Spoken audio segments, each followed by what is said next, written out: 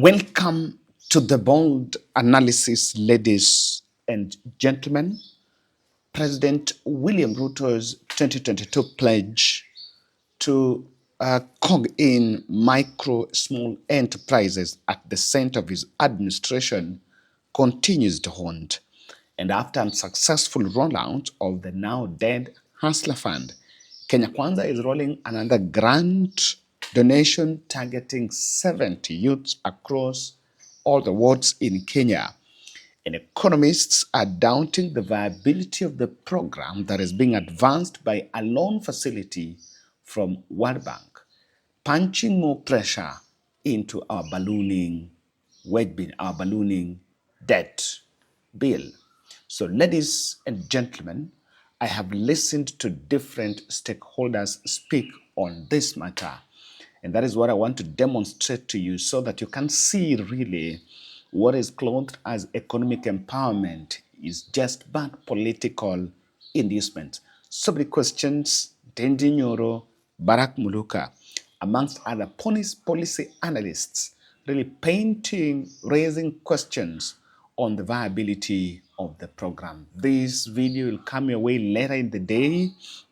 I'm shooting very early in the morning. That's why you see I'm shooting outside.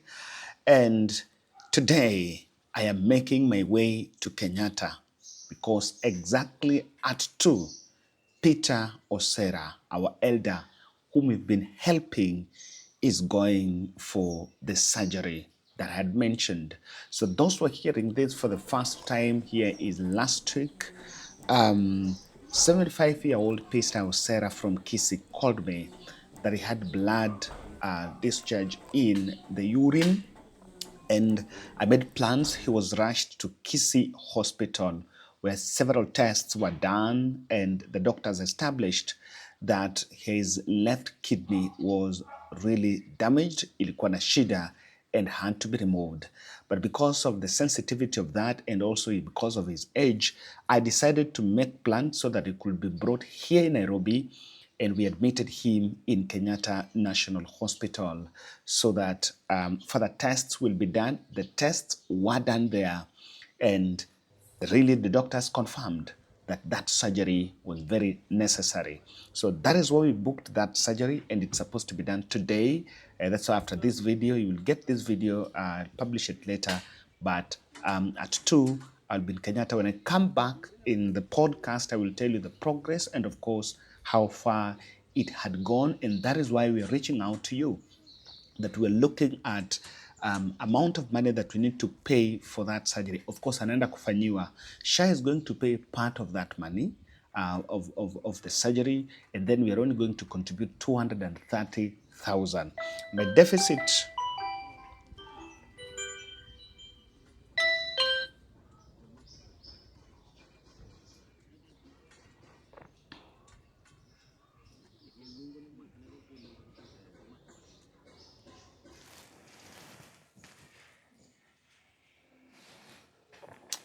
I've been able to mobilize 147,000, and out of the 230 that is remaining, I'm hoping and praying that by tomorrow evening, by the tomorrow after that surgery is done, we'll be able to mobilize around 80,000 that is needed for this surgery. And you can support this ili akifanyiwa, akisharudi, tuweze kulipa that amount naye aweze kutolewa, and we thank God for that. So kindly support, sacrifice. What tunasema hapa, kidogo kidogo hujaza kibaba, and we are praying for success of that surgery.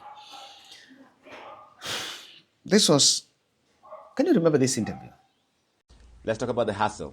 You say every hustle matters, and you call yourself the hustler in chief. Why do you call yourself the hustler in chief? Because I am. I am the hustler in chief. Because I've come very far, and in fact that sometimes works against me with my other competitors. President Kenyatta is the son of the former president. Raila Odinga, my competitor, is the son of the former vice president. So whenever they look at me and they ask me, so, and who the hell are you? So, I mean, that. So, really, and I have come to accept that I may be the child of nobody, But we want to make this country a country of everybody.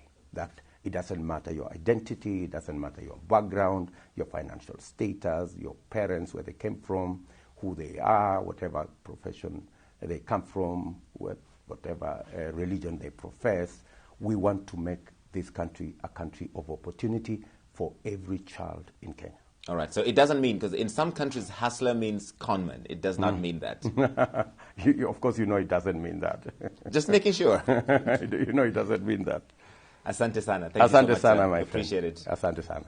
Thank you, Larry. This has been really... I was just joking your mind. In December 2023, World Bank, Kenya signed a loan of 91 billion from World Bank.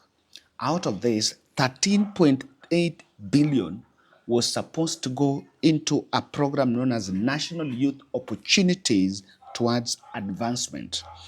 And in this program, 70 youths are supposed to receive a startup capital of 50,000.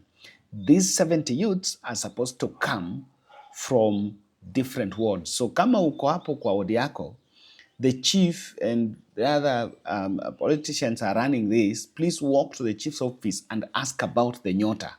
Ask if you want to benefit. I would really want to see the criteria on how they're going to settle to pick the 70 individuals. Remember, this is not groups. It is 70 individuals. And this program has been argued that it is untested, failed experiment. Just like what Uhuru Kenyatta said some time back, that we replaced very well-known programs in some very untested programs, with different players raising questions on it as politicians are in the front line, rallying their campaign flower women to line up for this, as to whether this is going to be, it's going to spearhead to spur some economic growth or some entrepreneurship, is something that is very questionable. Katika hiyo pesa, zile barabara zinaendelea kujengwa, pesa yake haiko hapo. Hiyo ni deni nyingine tumechukua kado, inaitwa securitization, haiko hapo. Mkiona stadiums zinajengwa Kenya, ile pesa nimetaja ya deni haiko hapo. Kuna deni nyingine inaitwa Talanta Board ambayo imekopa hiyo pesa, iko kado. Mkiona program inaitwa Nyota, National Youth Opportunity,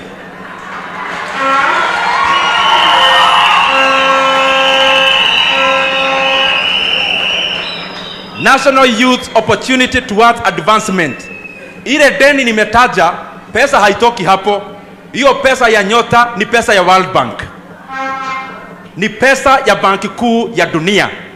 Na kwa hivyo mimi ningeomba, hata hii pesa Kenya inakopa mingi, kama World Bank wanatupea bilioni 5, si serikali ya Kenya ikiweka bilioni 5, wale youth wanapewa waongezeke maradufu, ama badala ya kupewa 50,000 wapewe hata 100,000, waanze biashara mzuri.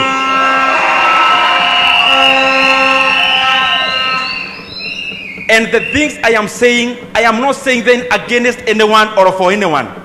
I'm saying these things because tunaongea hapa vizuri. Nchi ya Kenya ikiingia simo ya madeni, hiyo simo hata my grandmother will feel it. And that is what Nyoro is talking about. It is a loan. So kama tulikuwa tunataka tu 5 billion, si basi hata tungetoa ile pesa ya ile yenye tunasanya kwa housing, ile tunajenga na market and all that, and just put some money into it so that those people who are in those markets will work. But again, there is a question on how it is being done, and you can see this is why the question with all of it. The only person talking about Nyota program is the president. In every county, in every sub-county in the Republic of Kenya, we are identifying 100,000 young people because we want to use their energy, their talent, their expertise, their commitment to transform our nation. Working with the World Bank, we have raised 5 billion shillings to give 100,000 young people in Kenya money to scale up their businesses, and we are in the process of identifying them. I have asked counties, county governments, members of parliament, MCAs, chiefs, assistant chiefs, to work with us. The target is to have 1 million young people benefit. We're starting with 100,000. By the end of this month, we'll begin the process of releasing the 5 billion shillings to make sure that in every ward in Kenya, we identify 70 young people between the age of 18 and 29 who are doing business so that we can give them business support grants. We're also looking for 90,000 other young people who have no formal training so that we can take them through formal training, pay for their stipend, make sure that we support them to gain skills and competencies, working with with our TVETs.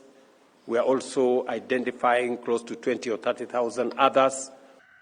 He's the only one talking about the Nyota program.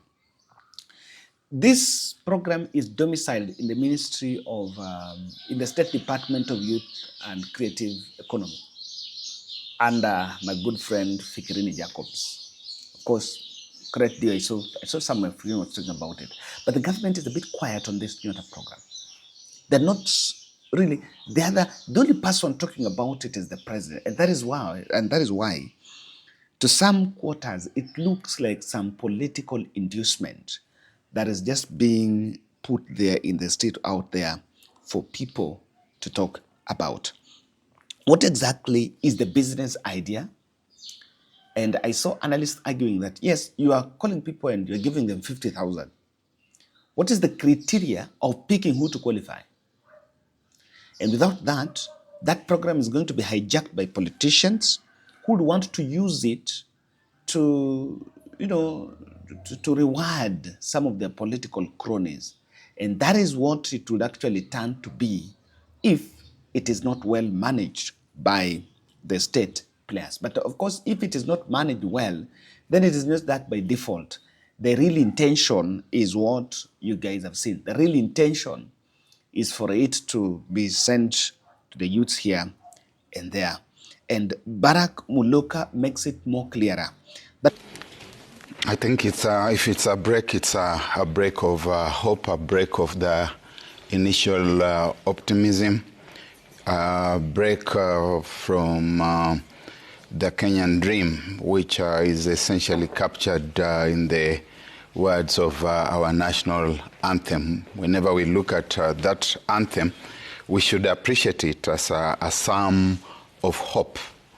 Psalm of hope that we are talking about a nation that has got justice as its shield and defender, a nation that is full of hope being found within its borders, a nation that believes that the fruit of our labor shall fill every heart with thanksgiving, and that we can live in liberty, peace, and unity. Mm-hmm. We do not see ourselves as obtaining in the space of liberty and unity. We see ourselves being railroaded to one entity in some behemoth of a location of a political nature, okay, under the rule of one individual. And I've been reminded in these times of the symbolic allegory of the African condition, which the playwright and literary scholar Professor Joe de Graft, the late of Ghana, put together in the play titled Muntu, which is a depiction of the African condition, mm-hmm, from the beginning up to where we are today. And you see the rise of these strong men who want to herd everyone and put them in one basket. And they are totally in control of that basket. Everyone must come and bow before them. Even those in whom we have previously invested hope for liberation eventually end up kneeling before this all-powerful individual, and it is going to take the very finest of us to be able to withstand that kind of draconian direction that the country is being chaperoned towards. And things like the Nyota Fund just belong to a hodgepodge of experiments that have not been thought through. You wake up one morning and you hatch a new one, and you go out, you experiment. It's not been tested. Okay. There's no piloting. And you start saying things like we are going to become a first world nation. First world nations are thought through, and they take long processes. Okay. They're not just about individuals waking up with their whims one morning. And probably we are just looking at putting people in a cog. We're just trying to manage expectations of the public. We're just trying to manage youth revolt. And this is, giving these youths money is part of what we are fond of doing. The same script why we are buying the Gideon Moyes of our time, so that we make sure that the Gideon Moyes and the Railas of our time, so that we make sure that there is no opposition or there is no alternative voice. Everyone has to bow to that one God for things to work. Semi-God. You know, I have mentioned earlier in this podcast that you see the reason why Kenya Kwanza is making these elections to be about the money is because they want to make it very expensive. And this is World Bank loan. You will see state players asking opposition to say what they have done, how they have helped the people. And money is a key aspect. This is coming after some millions of empowerment programs of Kindiki moving around the country with some money in sacks and donating. And there is nothing to show for that money. I've always been asking that we have communication team working for every state office in this country. Why aren't they documenting success stories of these empowerment forums? Like if a group, whatever a group is given some X amount of money, if they venture into a project that they've done, why aren't we seeing, even if not state, then why aren't we seeing even inviting media 2 months or 3 months to follow up and say, guys, Kindiki came here, gave us 10 million, and with this 10 million, we bought this and that, and through this, we are now empowered and we are making some money. I think that would have been the issue.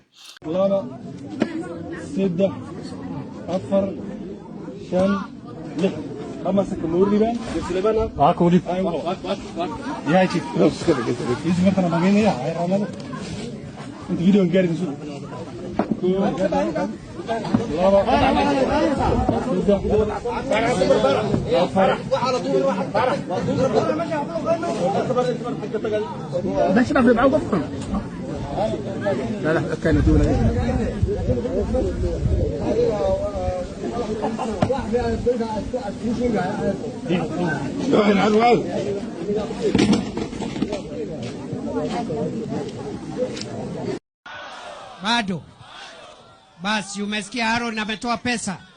Sasa tumeletewa mchango mwingine kwa wanabodaboda, na tumeletewa na waziri wa stima, Mheshimiwa 1 million. Na William Ruto, no mercy. Tuendelee tusiendelee? 1 million shillings ama namna gani? Basi kuna mheshimiwa baadaye, wacheni kunini. Leo ni bodaboda, kesho ni nyinyi wanamuziki. But we are more, you will see people walking with sacks. There are videos that I want to play for you here of people just walking around with money, with cash, until you wonder, are we really, is it really true? You know, that we just have money walking around with money in cash. What exactly is the motive? And it has not achieved its objective. If it was to achieve any objective, it has not achieved. While several other factors question the source of such funding. There are 3 things going on in this country, and I want to cap it here. There are three things going on in this country, and you mainly need to have an open eye to see. If you don't have an open eye, you cannot see what's going on. William Ruto has realized that the people he spoke to in the last general election are already tired, fatigued, and disgruntled of him. This money that is being given, it is disguised as money for business. But I think the state is struggling to have some feel-good effect. Just wants to have people to have money. Because I'm looking at my ward. My ward, I belong to a Boda Boda group. I'm not a member of Boda Boda, but I belong to that group. In that group, we are 44. This including the guys doing Boda Boda in that group of 44 are almost 29. And then the rest are just others who are just there supporting them. And that is one group in one stage. And if you move around that ward, you'll get several of such, more than 10. I'm just wondering how you are going to pick 70 from that my ward and pacify. It's a floppy one. It might not achieve its objective. And in fact, just money that is. In fact, someone is just bribing the voter. Just trying to bribe the voter. But now the usual bribe. The debt question is a hidden monster that might explode on us if we don't listen to Ndindi Nyoro. It's a warning that's coming. And while the likes of Mbadi and the rest will want to look at it like, we are borrowing and we're doing this and that. If you're borrowing money to come and give people grants si pesa unarudisha, how are you going to repay that loan? We still have problems of how we repay those loans. If you wanted to do that program, I'm very sure that program, hata tukichukua 5 billion kutoka kwa ile pesa tunasanya ya manyumba, we can. Instead of borrowing to give people money for free. Thank you.